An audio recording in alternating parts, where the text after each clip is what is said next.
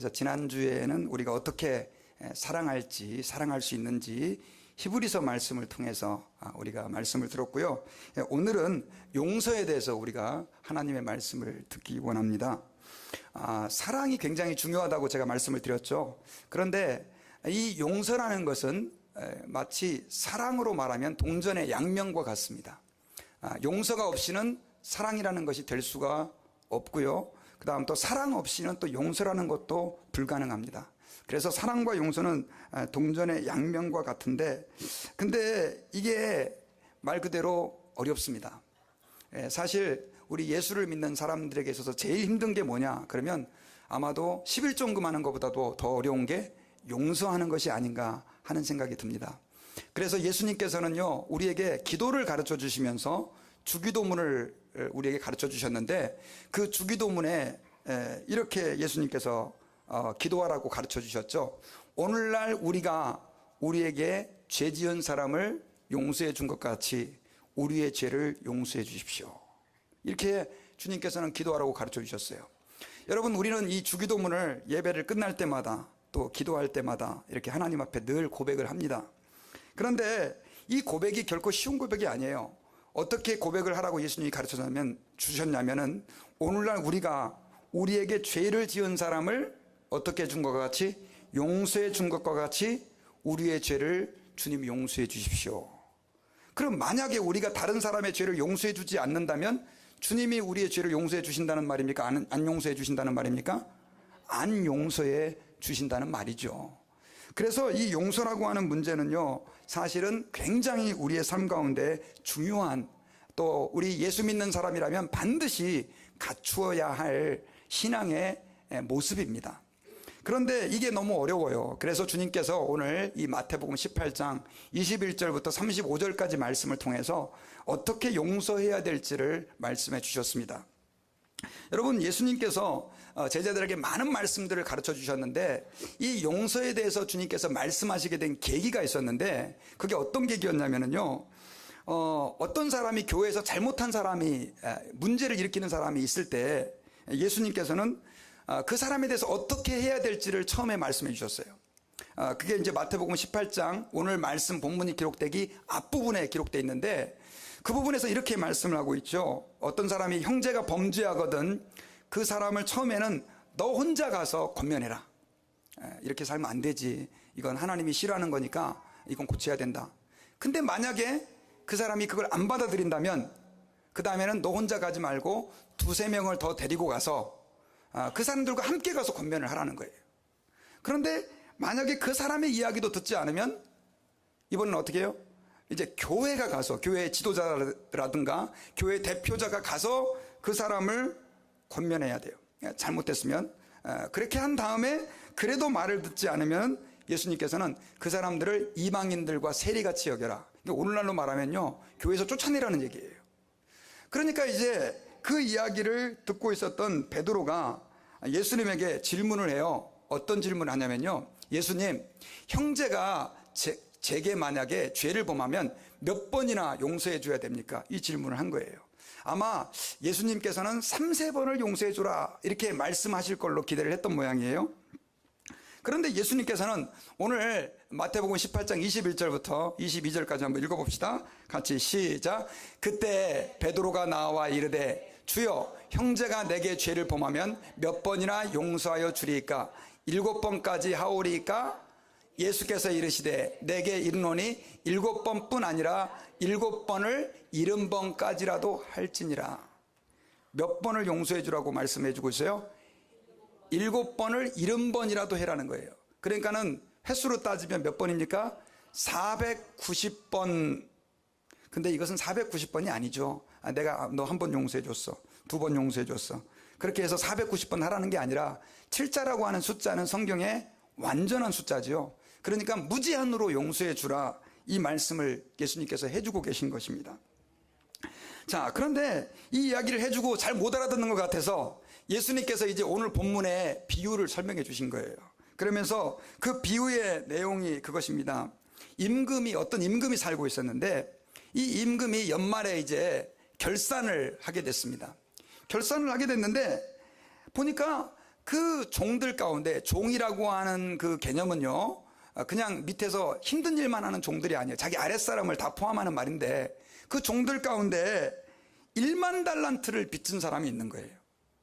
그래가지고 보니까 이 1만 달란트를 왕에게 지금 가져와야 되는데 안 낸 사람이 있는 거예요. 그래서 임금이 그 사람을 잡아와라 명령을 한 거예요. 그래서 이제 잡아왔어요. 너는 왜 1만 달란트를 지금 안 냈냐? 이렇게 임금이 추궁을 하고 빨리 돈을 내라 그랬더니 이 사람이 이 1만 달란트에 해당하는 돈을 낼 수가 없었어요. 왜냐하면 여러분 이 1만 달란트가 얼마나 큰 돈이었느냐면요, 1만 달란트는 금이 34kg의 금입니다. 몇 킬로그램이요? 34kg의 순금, 그것도 뭐 이물질이 섞인 금이 아니라 피올 골드죠. 완전히 그 순금 34kg이고 파운드로는 이제 74파운드 정도 되는 순금인데, 이것은 어느 정도로 값어치가 나가는 돈이냐? 그 당시 노동자들의 하루 품삯이 한 데나리온이었어요. 그러니까 하루를 일하면 한 데나리온을 버는데 이것의 6,000배에 해당하는 돈이에요. 6,000배. 굉장히 큰 돈이죠. 그래서 여러분 그러니까 한 달란트를 벌기 위해서는요, 노동자가 한 달란트를 벌기 위해서는 노동자가 20년 동안 하루도 돈을 쓰지 않고 모아야 돼요. 그러니까 한 달란트를 벌기 위해서 20년 동안 노동자들이 하루도 쉬지 않고 돈을 벌어야 얼마를 벌 수 있어요? 한 달란트를 벌 수 있는 거예요. 굉장히 큰 돈이죠. 근데 이 종이 지금 빚을 진 돈이 얼마라고요? 1만 달란트. 1만 달란트. 그러니까 여러분 얼마예요? 20만 년을 살아야 갚을 수 있는 돈이에요. 예, 이거 뭐 말도 안 되는 엄청나게 지금 큰 돈이죠. 이걸 갖다가 제가 이제 한국 돈으로 오늘날 시세에 맞춰서 계산을 해봤거든요. 하루가 노동자들이 하루에 보통 일하면은 뭐 적게 벌어도 한 100불씩은 다 벌잖아요. 그죠? 하루에 아침부터 풀타임으로 일하면 100불을 버는데 그걸로 계산을 해봤더니 1만 달란트가 얼마냐? 1조 2천억 원이에요. 한국 돈으로. 얼마요? 1조 2천억 원이고요. 미국 돈으로 1.2 빌리언 달러. 지금 이게 도대체 지금 어느 정도 큰 금액인지 하여튼 무지무지 큰 돈이에요. 그만한 돈을 이 사람이 안 갚은 거예요, 왕한테. 그러니 이게 얼마나 왕이 화가 나겠어요. 그래가지고 빨리 빚을 갚아라 그 사람에게 얘기를 했는데 이 사람이 그 돈을 갚을 능력이 없어요.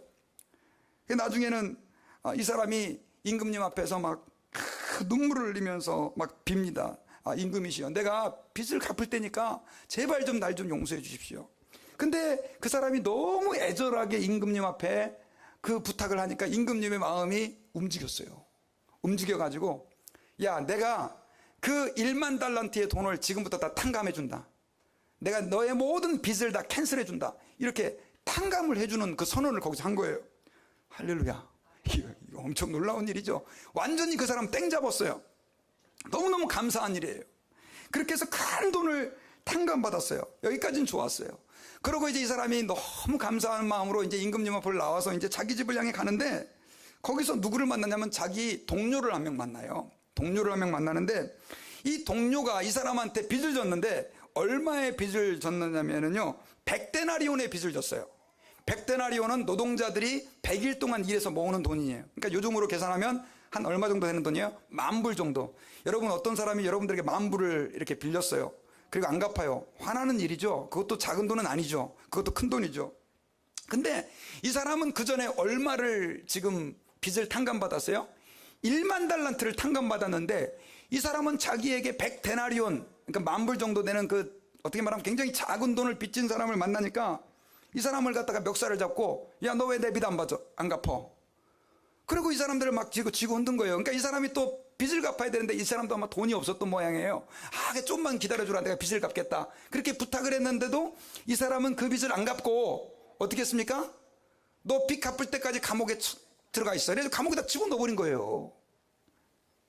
여러분들이 이 이야기를 제3자의 입장에서 볼 때 어떻습니까?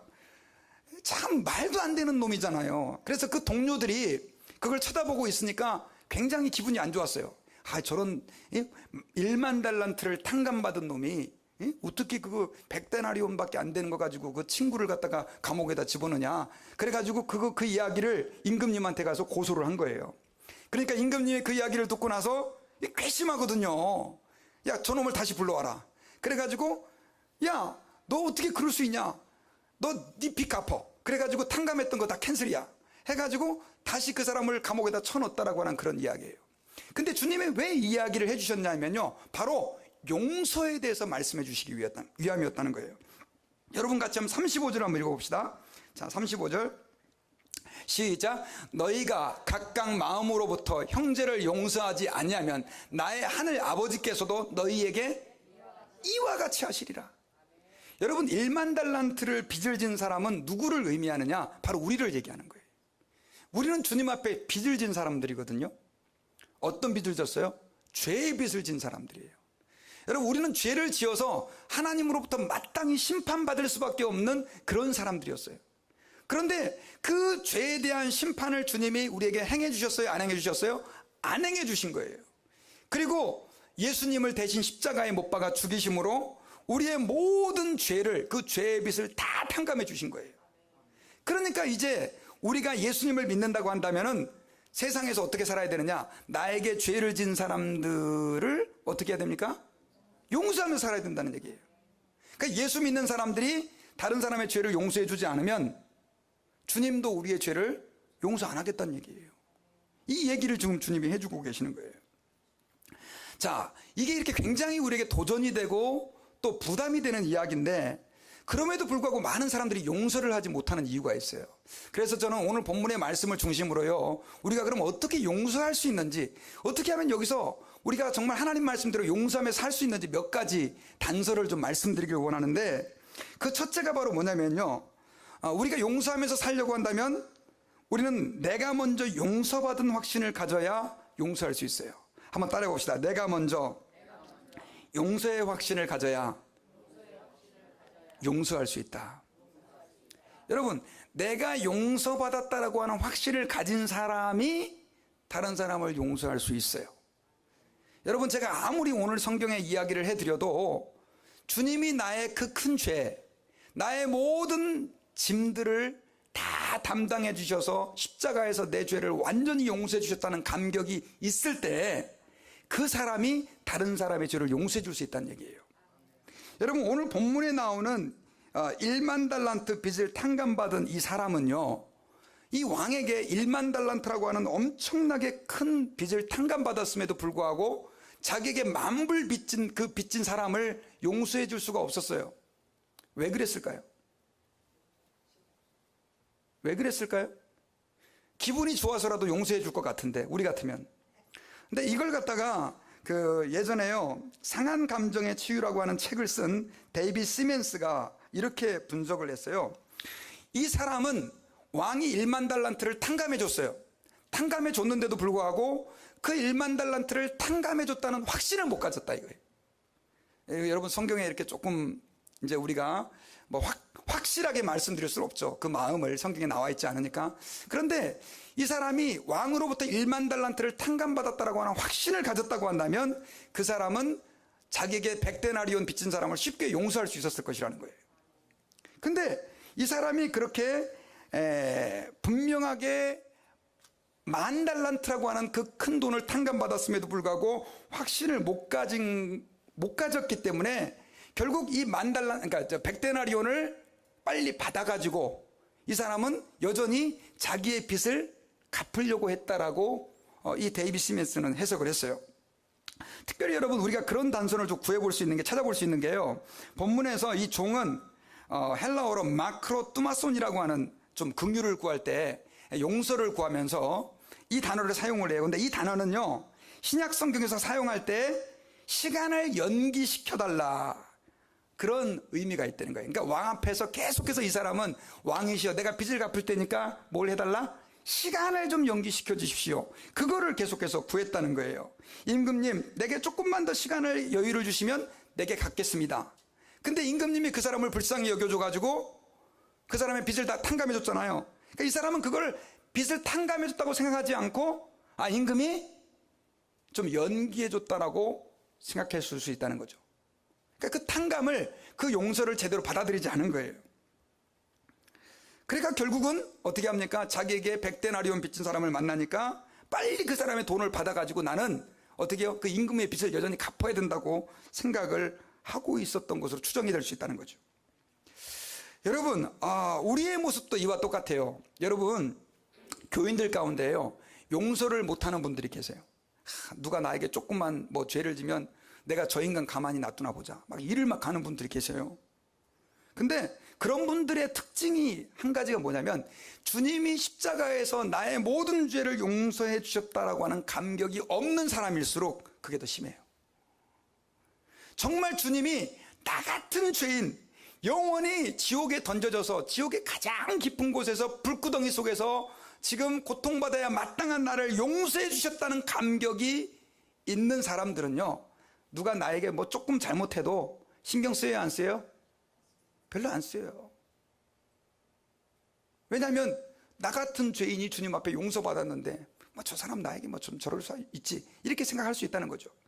근데 예수님의 십자가를 믿으면서도, 주님이 나를 위하여 나의 죄를 용서해 주셨다는 말을 하면서도 여전히 다른 사람의 그 작은 죄에 대해서 우리가 용서하지 못하고 이를 갈고 하는 사람들의 특징은 뭐냐면, 여전히 그 사람이 아직까지 주님의 그 구원의 은총을 확신하지 못하고 그것을 누리지 못하고 살아가고 있는 모습이다라고 하는 것입니다. 여러분, 그래서요, 저희들이 하나님 앞에 기억해야 돼요. 저는 여러분들에게 권고드려요. 예수님께서 십자가에서 죽으심으로 우리의 모든 죄를 용서해 주신 것이 맞습니까? 아멘. 예수 그리스도를 믿음으로 우리가 하나님의 자녀가 되는 것이 맞습니까? 아멘. 여러분, 예수 그리스도를 믿습니까? 아멘. 그러면 여러분들의 그 모든 죄가 다 용서받았고 탕감받은 거예요. 그러니까 이제 우리가 다른 사람을 용서하는 것은 사실은 그렇게 어려운 문제가 아니라는 거예요. 그리고 당연히 그렇게 용서하면서 살아야 될 것을 주님께서는 말씀해주고 있다라고 하는 것입니다. 특별히 여러분, 본문에 나오는 그 사람이 1만 달란트라고 하는 그 큰 빚을 줬는데, 그것은 사실 과장이에요. 주님께서 좀 과장되게 표현하신 건데, 그만큼 우리가 하나님 아버지 앞에서 그 가지고 있었던 죄가 심각한 문제고 하나님의 진노를 사기에 마땅한 죄였는데 주님이 그것을 다 탕감해 주셨다라고 하는 것이에요. 그러므로 저와 여러분들은 하나님 앞에서 믿음 생활하면서요, 정말로 내가 먼저 다른 사람을 왜 내가 용서해 주지 못할까, 뭐 이런 어떤 문제들을 먼저 생각하기 전에 내가 먼저 정말 주님의 은혜를 제대로 알고 있는지를 한번 진지하게 고민해 봐야 돼요. 여러분, 내가 정말 하나님의 사랑, 그 십자가의 은혜로 하나님의 백성이 되었다라고 하는 확신이 있는지, 내가 정말 참 믿음을 가지고 있는지를 한번 돌아보고 점검해 봐야 된다는 거죠. 그리고 그 주님의 십자가의 사랑과 은혜가 내 마음속에 깊이 와닿을 때 우리는 어떻게 해요? 그렇게 다른 사람을 용서할 수 있는 거죠. 교회에서 여러분 용서하세요, 누가 말은 누가 못해요. 근데 그게 안 되는데 어떻게 해요? 여러분, 이런 일이 있었어요. 35살 먹은 아주 젊은 목사님이 사냥을 갔어요. 사냥을 좋아하는 분이셨는데, 미국 목사님이세요. 사냥을 갔다가 노루 한 마리를 발견하고 그 노루를 조준해서 빵 쐈어요. 근데 죽었어요. 한 방에 그냥. 달려가 보니까 그게 노루가 아니라 사람인 거예요. 큰일 났어요. 법의 심판도 받아야 되지만 이 목사님은 윤리적인 도덕적인 책임을 지고 목사직까지도 그만둬야 되는 아주 그런 심각한 부담을 가지게 됐습니다. 이 목사님은 너무 절망했어요. 야, 이제 내 인생은 끝이구나. 나는 이제 더 이상 목회도 못하고 인간으로서의 나의 삶은 이제 끝났구나. 이런 어떤 절망감이 생겼습니다. 아니나 다를까 그 소식을 들은 교인들은 난리가 났습니다. 우리는 살인자 목사를 목사로 둘 수 없다. 저 인간을 빨리 심판해야 된다. 그런 어떤 분위기가 교회에 막 들끓기 시작을 했습니다. 근데 그때 예상치 못한 일이 일어났습니다. 어떤 교인들 가운데, 중직들 가운데 한 분이 이렇게 말했습니다. 여러분, 어떻든 실수로 죽였다고 하지만 사람을 죽인 목사를 어느 교회가 받아주겠습니까? 우리가 그 목사님을 받아줍시다. 우리가 그 목사님을 용서해주고 평생 갈 곳 없는 그 목사님을 위해 우리가 기도해 주십시다. 이렇게 얘기를 한 거예요. 근데 사람들이 듣고 보니까 또 맞는 것 같아요. 그래가지고 교인들이 그 중직자의 이야기를 받아들여서요, 그럼 우리 목사님을 한번 받아줘 봅시다. 사실은 이제 법에서는 그분이 실수로 그렇게 한 것으로 인정이 돼가지고요, 계속해서 이제 목회도 할 수 있게 되고, 그렇게 해서 교회에 사역을 하는데, 이 목사님이 있잖아요, 다른 설교도 잘했지만 특별히 용서에 대해서 설교를 할 때는요, 그냥 자기 눈에서 눈물이 펑펑 계속 나는 거예요. 왜냐하면 용서받을 수 없었던 내가 그렇게 교인들의 사랑으로 용서가 돼가지고 이렇게 목회를 하면서 복음을 전하. 근데 문제는 자기가 그렇게 눈물을 흘리면서 그 용서에 대한 감격 가지고 설교를 하니까 교인들도 그거에 그렇게 은혜를 받는 거예요. 그래가지고 여러분, 교회가 성장하기 시작하는데, 나중에는요, 이 교회가 미국 최대의 교회로 성장을 했어요. 그리고 이분이 미국 침례교 총회장까지 지냈고요. 그리고 54권의 저서를 낸 목사님이 됐는데, 달라스의 아주 유명한 분이에요. 크리스웰 목사님. 여러분, 크리스웰 신학교가 있잖아요. 그분이 바로 이분이라는 거예요. 여러분, 하나님 아버지 앞에서요, 저는 이렇게 생각합니다. 우리가 누군가를 용서해 준다라고 하는 것은요, 내가 하나님 앞에서 용서를 경험할 때만이 가능한 것이고요, 그렇게 용서가 다른 사람에게 전해졌을 때 그 용서는 또 다른 사람을 용서하게 되고 결국 하나님의 영광이 드러나게 된다는 것입니다. 저는 여러분들에게 권면드립니다. 하나님 아버지 앞에서 여러분들이 정말로 이러한 용서의 감격을 경험하고 내가 다른 사람을 용서하면서 살고 있는지, 저는 여러분들에게 한번 이렇게 테스트를 한번 해봤으면 좋겠어요. 여러분들이 정말 용서의 삶을 살고 있다고 한다면은 여러분들의 마음속에는 원망하는 사람이 여러분들의 마음속에 없어야 돼요. 여러분들의 부모님, 어떤 사람 부모님을 계속 원망을 해요. 내가 왜 이런 부모를 만나서 이렇게 굴곡진 인생을 살아야 되나. 또 어떤 사람은 자기 형제를 원망을 해요. 하고 많은 형제 중에서 어떻게 내 형제는 남보다 못해? 이런 어떤 마음들. 또 어떤 사람은 배우자, 남편, 아이고, 내가 이 남자를 만나가지고 내가 내 인생이 이렇게 꼬였어. 내가 이 여자를 만났기 때문에 이렇게 내가 지금 그 인간만 생각, 기도하다가도 갑자기 그 인간만 생각하면 그냥 기도가 딱 안 나와요. 그런 사람들 있잖아요. 또 어떤 사람은 친구, 동료, 심지어 자식들 그렇게 생각하는 사람들도 있어요. 여러분, 요즘에 텔레비전에 얼마나 그런 문제가 많이 나와요. 사랑해야 될 가족들이 서로 죽이고 뺏고 이런 일들이 많이 일어나잖아요. 교회들도 예외 아니죠. 어떤 교인만 생각하면 그냥 그 교회 다니기도 싫고, 얼마나 그런 일들이 많이 있습니까? 목회자와 교인들이 그런 관계에 빠져가지고 목사는 교인을 원망하고 미워하고, 또 교인은 목회자를 원망하고 미워하고, 별것도 아닌 거 가지고요. 여러분, 원통함이라고 하는 것은 용서하지 못하는 마음이에요. 여러분들 마음 안에 있는 그 원통함의 정체를 다시 한번 생각해 보세요. 정말 내가 예수 그리스도의 십자가의 구원과 그 사랑과 은혜를 체험하고 있는지. 만약 우리가 그렇게 한다고 한다면, 우리가 그 은혜를 체험하고 있다고 한다면, 그 원통함이라고 하는 것은 오늘 이 예배 시간, 지금 이 순간 다 주님 앞에 내려놔야 될 줄 믿습니다. 근데 이렇게 얘기를 하는데도, 목사님 그래도요, 그 인간 때문에 내가 얼마나 고통을 당했는데요. 여러분, 저는 요셉의 이야기를 좀 해드리고 싶어요. 제가 참 좋아하는 사람이에요. 조셉. 우리 조셉 형제님. 예. 참 좋은 이름이죠. 근데 이 조셉만큼 고생을 많이 한 분이 없어요. 왜냐하면 형제들에게 팔렸어요. 인신매매 당했어요. 최초의 인신매매, 형제들한테. 여러분, 요셉이 그렇게 어린 나이에 종으로 애굽에 팔려가지고 그 보디발의 그 집에서 종살이를 했을 때 얼마나 힘들겠어요. 여러분, 타지 생활 힘들잖아요. 그쵸? 예, 우리 딸도 요번에 한국 갔다 왔더니, 예, 한국에 미국 와서 한 번도 안 가봤는데 좋대요. 그래서 아빠 다음에 또 가겠대. 그래서 내가, 고향이 좋죠, 고향이. 어쨌든 간에 우리 한국 사람에게는 한국이라고 하는 나라가 주는 따뜻함이 있는데, 여러분, 그 보디발의 집에서 그 어린 나이에 요셉이 얼마나 힘들었겠어요. 매도 많이 맞았을 거고, 아마 그 선배 종들에게 핍박도 많이 당했을 거예요. 그때마다 그 요셉이 이를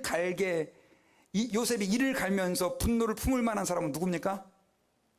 형들이죠. 그 형들, 그놈들 때문에 내 인생이 이렇게 꼬였어. 이렇게 생각할 수 있잖아요. 예, 지금 조심은 안 돼요. 눈을 뜨고 번쩍 뜨고 저를 좀 보세요. 예. 얼마나 이가 갈리겠냐고요. 그런데 요셉은요, 그렇지가 않았어요. 모르겠어요. 한순간 그런 순간이 있었는지 모르겠지만은요, 창세기 50장 19절에 보니까요, 그는 나중에 이제 그 요셉이 국무총리가 돼가지고 그 형들을 다시 만나죠. 근데 형들이 요셉을 딱 만나니까 걱정이 되는 거예요. 저 사람은 지금 내가 그 팔아버린 그 종은 지금 애굽에 엄청난, 그 당시만 해면 미국만큼 강한 파워를 가진 그 나라에 뭐가 됐어요? 국무총리가 뭐 2인자가 된 거예요. 말 한마디면 그냥 목 다 날아가는 거예요. 막 두려워서 벌벌벌 떨고 있는 그 형제들에게 그 요셉이 이렇게 얘기를 하죠. 두려워 마소서, 내가 하나님을 대신하리이까. 당신들은 나를 헤아려 하였으나 하나님은 그것을 선으로 바꾸사 오늘과 같이 만민의 생명을 구원하게 하시려 하셨나니. 뭐라고 얘기를 하냐면요, 당신들은 나를 해하려고 했지만 하나님은 나를 애굽으로 미리 보내가지고 이 이스라엘에 닥칠, 가나안에 닥칠 이 흉년을 나로 하여금 대비하게 해서 당신을 구원하는 도구로 사용했다고 얘기를 해요. 맞아요, 틀려요? 지금 무슨 얘기인지 지금 전혀 감이 안 오시나요? 여러분, 누군가 여러분들을 고통스럽게 하신 분들 계시죠? 이가 갈리는 분들 계시죠?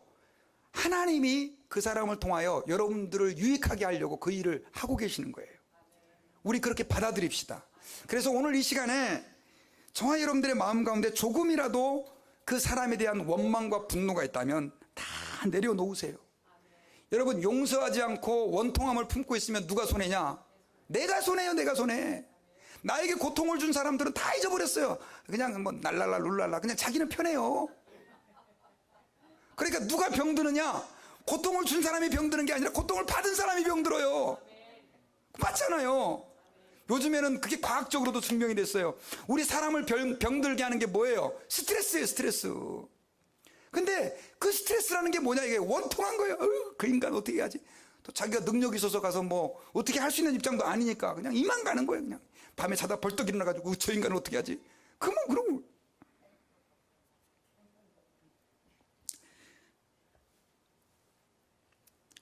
그 다음에요, 두 번째로요, 우리가 하나님 아버지 앞에서 용서하려고 한다고 한다면 우리는 다른 사람을 불쌍히 여길 줄 알아야 돼요. 불쌍히 여길 줄 알아야 돼요. 여러분, 우리 33절 말씀 보면요, 자, 같이 한번 읽어봅시다. 33절 시작. 내가 너를 불쌍히 여김과 같이 너도 내 동료들을 불쌍히 여김이 마땅하지 아니하냐. 자, 여기 보니까 이렇게 기록되어 있어요. 임금님이 왜 그 사람을 용서해 줬냐 이거예요. 불쌍히 여겨서. 자, 이 불쌍히 여겼다라고 하는 이 말은요, 굉장히 많은 의미들이 담겨져 있죠. 여러분, 이 임금님이 생각할 때 이 사람이 너무 딱한 거예요. 아, 빚을 갚을 수 없는 상황이구나. 그리고 또 뭐 자세한 건 성경에 안 나와 있지만, 아, 내가 이 사람에게 빚을 탕감해 주지 않으면 안 되겠구나. 그렇게 생각이 돼서 불쌍히 여겨서 그 사람을 탕감해 주고 있는 거예요. 그런데 이 빚을 1만 달란트를 탕감받은 사람은 그 100데나리온 빚진 사람을 불쌍하게 여겼어요? 안 불쌍하게 여겼어요? 안 불쌍하게 여긴 거예요. 불쌍하게 여기지 않은 거예요. 그러니까 자기는 그렇게 불쌍함을, 긍휼함을 받았는데도 불구하고 자기에게 적은 빚을 진 사람을 감옥에 가두는 이런 행동을 하게 된 것이다 라고 하는 것입니다. 여러분, 우리가 하나님 아버지 앞에서 용서함을 받은 것은요, 하나님이 우리의 사정을 불쌍하게 여기셨기 때문이에요. 죄송한데 여러분들이 뭐 잘해서 주님이 십자가의 피로 구원해 주신 게 아니에요. 왜냐하면 우리는 우리 능력대로 우리의 죄값을 치를 수 없어요. 여러분, 혹시 여러분 가운데 내가 열심히 뭔가를 해서 내 죄를 씻어야 된다고 생각하는 분들이 계시다면 죄송합니다. 그만두세요. 여러분들이 뭔가를 해서는 절대로 여러분들의 모든 죄를 탕감받을 수 없고 씻을 수 없어요. 왜냐하면 그 죄가 너무 크기 때문에. 어떻게 해야 되느냐? 주님이 우리를 불쌍히 여겨주셔서 예수님의 십자가로 우리의 죄를 그저 덮어주시는 거예요. 여러분, 그것만이 결국은 용서의, 주님께서 우리를 죄에서 용서해 주신 방법이라고 하는 것이에요. 마찬가지예요. 여러분, 우리가 다른 사람을 용서해 주려고 한다면 어떻게 해야 되느냐? 다른 사람들의 사정을 한번 생각해 봐야 된다는 거죠. 자, 여러분들에게 아픔을 준 사람들, 그 사람들을 어떻게 불쌍히 여깁니까? 여러분, 우리에게 아픔을 준 사람들은요, 왜 그런 잘못된 행동을 하느냐면, 자, 잘 보세요. 잘 모르기 때문에 그런 거예요. 맞아요, 틀려요? 맞죠? 잘 모르기 때문에 형제에게 아픔을 주는 행동을 하는 거예요. 잘 모르기 때문에 상대방의 마음을, 속을 뒤집어 놓는 행동을 하는 거예요. 그러면 그 사람이 잘 몰라서 하는 거니까 그거는 어떤 것입니까? 불쌍한 거예요. 우리가 하나님 아버지 앞에서 그런 불쌍한 마음들을 가질 때 우리에게 악을 행하는 사람을 용서해 줄 수 있다라고 하는 사실을 깨달아야 돼요. 더더군다나 여러분, 사람은요, 아담 이후로 태어날 때부터 악함을 가지고 태어나요. 죄성을 가지고 태어난단 말이에요. 그러니까 여러분, 어떤 사람이 악한 일을 하면 우리 이렇게 봐야 돼요. 아, 정상적인 거구나. 한번 따라해봅시다. 정상적인 거구나. 근데 이 사람이 너무 착한 일을 했어요. 오, 이상하네. 맞아요, 틀려요? 성경에 보면 모든 사람이 죄를 범하였으며 하나님의 영광에 이르지 못하더니, 우리 인간은요, 죄를 짓는 게 정상적인 거예요. 자연스러운 거고, 악한 것이 우리 인간의 본성이에요. 근데 그 사람이 어느 날 갔다가 착한 일을 하고 나를 잘 대해주면 그거 이상한 거죠. 감사한 거죠. 그래서 악한 일들을 하는 사람은 본성 자체가 그렇기 때문에 그런 것이다라고 하는 것을 이해하고 결국 예수 그리스도의 이름으로 용서해 줘야 돼요. 예수님께서 그래서 그런 얘기를 했잖아요. 자기를 찌르는 사람들을, 그리고 또 예수님을 향하여 네가 하나님의 아들이었던 내려와 봐라, 십자가에서 내려와 봐라라고 소리치는 사람을 향해서 뭐라고 얘기했습니까? 주님이 주여 저들의 죄를 용서해 주십시오. 저들이 뭐 해서요? 몰라서 그렇습니다. 주님은 그들을 어떻게 여기셨어요? 불쌍히 여기셨잖아요. 불쌍히. 그래서 여러분, 하나님 앞에서 여러분들의 마음을 아프게 하는 어떤 사람들이 있다면 그 사람들을 불쌍히 여길 수 있는 마음을 하나님 허락해 달라고 그렇게 기도하는 저희들이 됐으면 좋겠어요. 제가 한국에서요, 목회를 하다가 이제 부교육자 생활할 때 제가 중고등부를 참 사랑했어요. 그래서 중고등부를 열심히 했는데, 야, 내가 목회를 때려쳐야 되겠다. 죄송합니다. 이런 표현이 좀 죄송해서. 그런 마음이 들 때가 있었어요. 근데 언제냐면은 중고등부 예배를 마치고 이제 이렇게 나오는데, 이제 그 당시만 해도 중고등부 예배를 드리면 끝나고 나서 성경 공부가 있거든요. 근데 임원, 그것도 이제 교회 그 중고등부의 핵심적인 아이가 공과 공부 안 하고 이제 도망가려고 그래요. 그래서 제가 쫓아가가지고 부드러운 이야기로, 야, 무슨 일 있었냐? 그렇게 물어봤는데 이 녀석이 뭐라 그러냐면요, 딱 저를 째려보더니 상관 마세요. 가는 거예요. 옛날 같았으면 어떻겠어요? 멱살 딱 잡아, 이 버르장머리 없는 놈 자식이. 야, 내가 그래도 명색이 목사인데 지금. 아마 소리 빠락 지르고 야단쳤을지 모르겠어요. 근데 그때 제 마음속에 이런 마음이 들었어요. 야, 제가 얼마나 힘들면 저런 일이 있었을까. 불쌍히 여기는 마음이 생기더라고요. 나중에 알고 보니까요, 이 엄마가 그 당시 교회 굉장히 이렇게 열심히 하는 집사님이셨는데, 그날 이제 학교가 무슨 시험 기간이었나 봐요. 엄마한테 공과 공부도 하지 말고 빨리 학교 가서 공부하라고. 교회 엄마가 뭔데요? 중직자인데. 그러니까 엄마 때문에 열받은 거예요. 엄마가 교회 집사님이고 교회에서 헌신됐다는 사람이 왜 이 모양이냐, 이제 중고등부 아이 입장에서. 그 엄마에게 가야 될 짜증이 누구한테 온 거예요? 저한테 온 거예요. 그래가지고 요번에 이제 한국 가서 소식을 들으니까 신앙생활 너무 잘하고 있다고 이제 제가 이야기를 좀 들었습니다. 여러분, 우리가 하나님 아버지 앞에서 상대방의 사정을 이해하고 그들을 불쌍히 여긴다라고 하는 것은 굉장히 중요한 거예요. 그래서 함부로 우리가 사람들을 평가하고 정죄하지 말고 그들을 긍휼히 여기면서 어떻게 해야 돼요? 그들의 사정을 생각할 수 있어야 돼요. 여러분, 하나님께서 만약 저와 여러분들의 사정을 깊이 생각해 주시지 않았다면 저희들은 하나님 앞에서 도저히 용서받을 수 없는 사람이라는 것을 기억해야 됩니다. 그리고 마지막으로 우리가 용서하려면 어떻게 해야 되느냐? 용서의 한계를 정하지 말아야 합니다. 아까 우리가 앞에서 읽었던 21절과 22절 다시 한번 우리 한번 읽어봅시다. 자, 같이 한번 읽어봅시다. 시작. 그때 베드로가 나와 이르되 주여, 형제가 내게 죄를 범하면 몇 번이나 용서하여 주리까? 7번까지 하오리까? 예수께서 이르시되 내게 이르노니 7번뿐 아니라 7번을 70번까지라도 할지니라. 자, 여러분, 용서를 하려고 한다면요, 용서의 한계를 정하면 안 돼요. 자, 목사님, 저는 제가 은혜를 많이 받았습니다. 이제 제가 불쌍히 여겨서 용서를 해주겠습니다. 근데 저는 한 5번까지만 하겠습니다. 저는 한 2번까지만 하겠습니다. 사람들이요, 예전에 저희 아버님이 저희 어머님하고 이렇게 좀 싸우실 때마다 하신 말씀이 계세요. 지금 돌아가셨는데, 참는데도 한계가 있지. 그 말을 참 많이 하셨어요. 근데 제가 볼 때 한 번만 더 참으시면 안 싸우실 것 같은데, 참는데도 한계가 있지, 이런 말씀을 많이 하셨어요. 저도 그러다 보니까 영향을 받아서 부부싸움 할 때마다 참는데도 한계가 있지, 이런 마음 가지고 싸워요. 여러분, 오늘 이 시간 그 한계를 없애버리시길 바랍니다. 용서해 주셔야 돼요. 죄송한데 남편들이요, 부인들이 옆에서 좀 세상 말로 막 이렇게 바가지도 긁고 그러면요, 그냥 그러려니 하세요. 불쌍히 여기시고 그냥 같이 가야 될 사람들 아니에요. 용서해 주시고 덮어주시고. 또 부인의 입장에서도 마찬가지죠. 교회에서도 마찬가지고요. 어떤 사람이 우리에게 속상하게 하고, 야, 그래, 지난번에 1번, 2번, 지금 3번째야. 내가 이제 도저히 저거는 못 참아. 한바탕 해버려야지. 그러시면 안 돼요, 여러분요. 우리는 하나님 앞에서 그냥 그러려니 하고 하나님께 내 맡기고 그냥 용서와 긍휼과 자비를 베풀어 주어야 된다라고 하는 것입니다.